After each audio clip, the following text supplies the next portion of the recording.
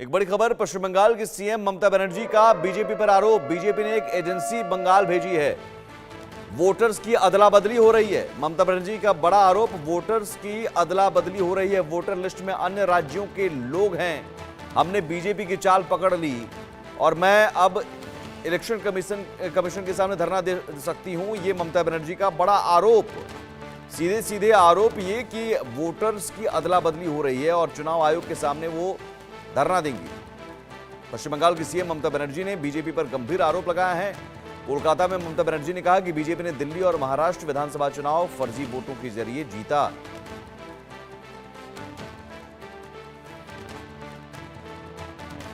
ममता बनर्जी को पता चल गया है कि वो हारने वाली है आने वाली असेंबली चुनाव में, इसलिए उनका दिमागी हालत ठीक नहीं है। वो इस तरीके की बात कर रही है।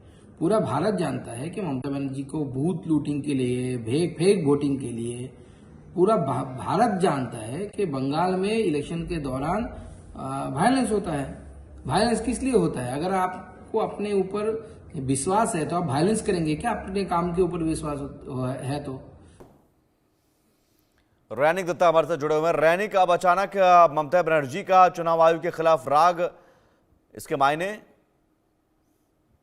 देखिए, ममता बनर्जी की तरफ से आज जो बयान दिया गया है, उस बयान के पहले ममता बनर्जी की तरफ से डायरेक्टली चीफ इलेक्शन कमिश्नर को टारगेट किया गया था। आज ममता बनर्जी ने जो मीटिंग था तृणमूल कांग्रेस का, इस मीटिंग के दौरान ममता बनर्जी ने पहले तो चीफ इलेक्शन कमिश्नर जो नया नियुक्त हुआ है उनको टारगेट करते कहा है कि वो बीजेपी की तरफ से उनको रिक्रूट किया गया है और बीजेपी अभी जो इलेक्शन कमीशन है उनको इस्तेमाल करने का कोशिश बीजेपी की तरफ से किया जाएगा। और इसके साथ साथ ही ममता बनर्जी की तरफ से यह दावा किया गया है कि दिल्ली चुनाव और महाराष्ट्र चुनाव, ये दोनों चुनाव को ही बीजेपी की तरफ से इलेक्शन कमीशन को इस्तेमाल करके, फॉल्स वोटर को इस्तेमाल करके जीता गया है। और ममता बनर्जी की तरफ से 2026 इलेक्शन को लेकर एक ऐलान किया गया है कि ममता बनर्जी को लगती है कि 2026 में बंगाल में भी बीजेपी की तरफ से इसी तरीके से चुनाव करवाया जाएगा। और इसी का जो प्रूफ के तहत ममता बनर्जी ने आज बहुत 2-3 डॉक्यूमेंट सामने रखा।